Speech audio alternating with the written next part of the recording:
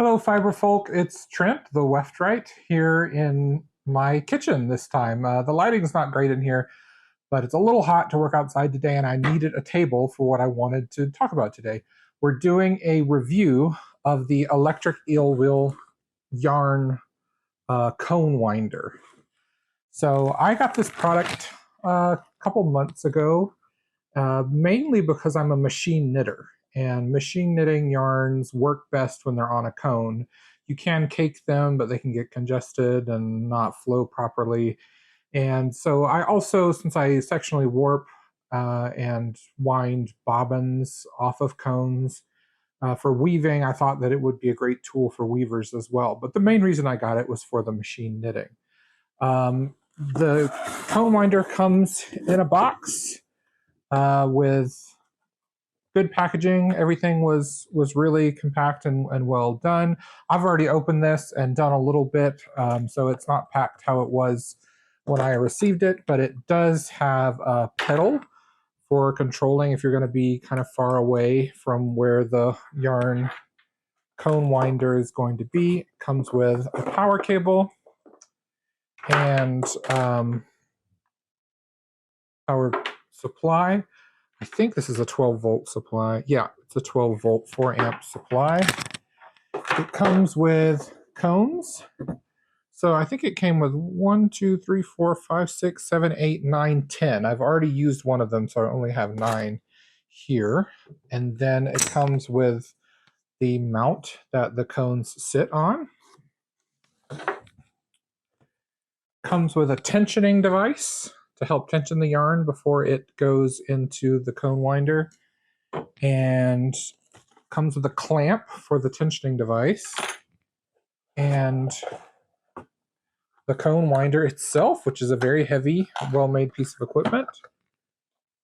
Comes with a few other things, some rubber bands which can be used to add a little extra tension onto the cone winder. And it also comes with a disc tensioner, which you can add to this, very much like how the tension works on a sewing machine.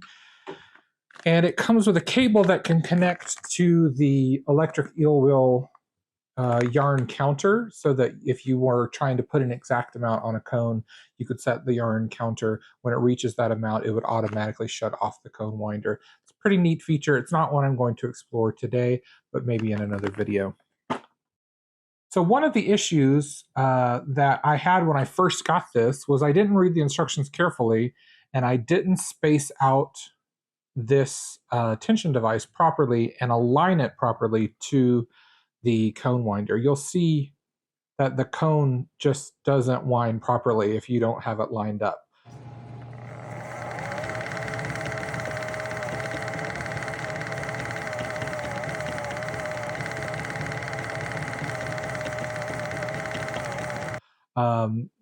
Electric eel wheel provides a template in a paper form, which I don't have anymore because I used it to create a board. But it comes with a template that shows you how to space in it. And if you don't have that, the tension device in the center of the cone winder, then it's not going to wind properly. And that's why I built a board to mount everything onto. It's recommended in the instructions to do this, and it's not a necessity, but it certainly helps. And it's really easy to use. So this is the board I have created. It has 4 screws for the mounting of the winder itself. Line that up. Hopefully I can get it aligned. Oh, come on. It's actually quite a hefty device. There you go. Line that on, push it forward, and now that's locked into place. And then it has 2 screws for the tension device. Now that's in place. And at this point, this is heavy enough I can run it on the table itself, and it won't really shift around a lot. But if you wanted to, you could clamp this to the table as well, or use a C-clamp or a spring clamp for that. One thing that is important is that you round off this edge I used a hand sander to round off this edge because the yarn is going to be flowing up over that edge. I guess technically we could carry this on so that it goes all the way to the edge and it wouldn't do that. Maybe that's something I'll consider next time. But otherwise the yarn flows over the edge. This is the side and the back of the cone winder. You have your speed control here. You have an on and off switch. And then you have a couple of inlets for, so the power adapter goes right here. And you plug this end into the wall.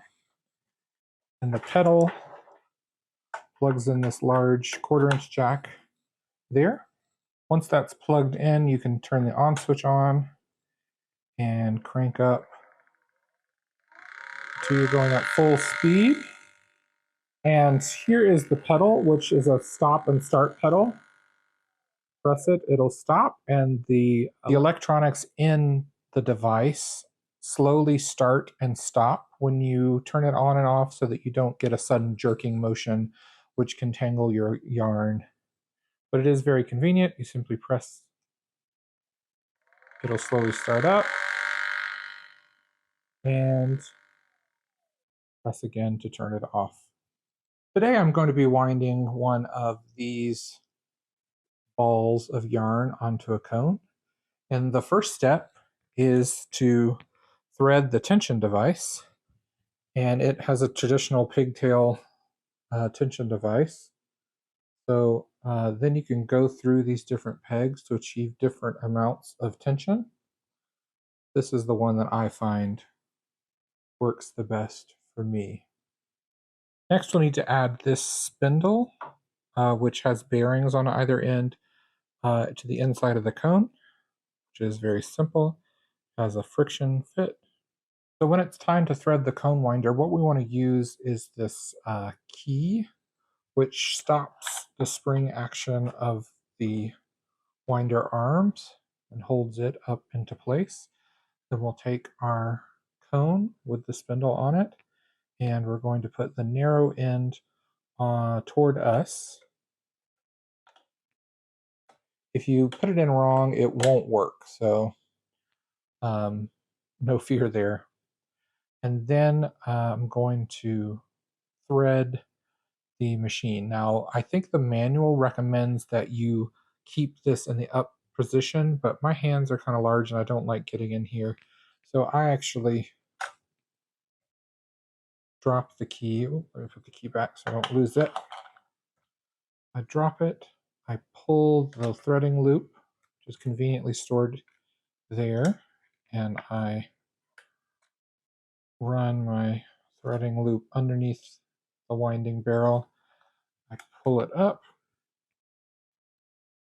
pull out a little excess, and then I lift it up and wind the cone in this down position.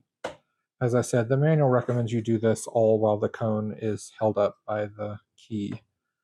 But just wind it around a few times. And now you're ready to start. So I've got my pedal right here. Of course, I could use this with my foot, or I could conveniently just use it with my hand. I've turned it down very slow. I'm going to turn it up a little faster now that I know it's working properly. And because I've used the template to set up the location of the tensioner, I know that it's going to wind evenly. I'm going to slowly crank it up now that I know it's winding properly.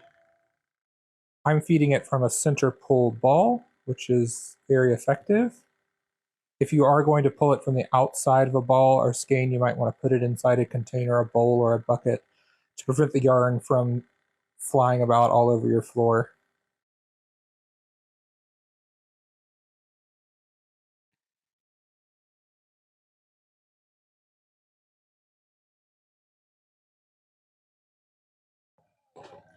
So this is a good example of how the machine will not break your yarn if you come to a tangle or a snare.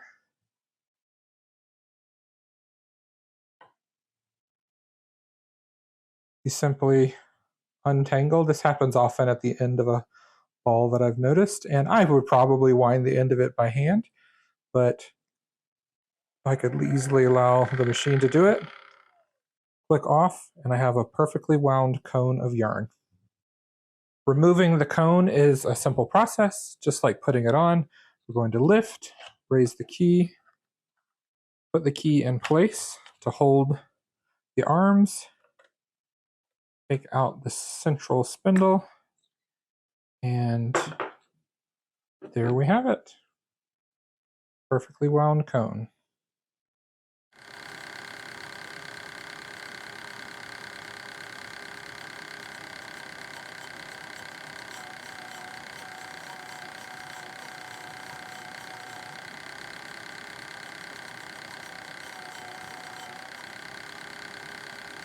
So there you have it. I have a perfectly wound cone of yarn now. I wound 6 50-gram balls of yarn, so that's 300 grams of yarn.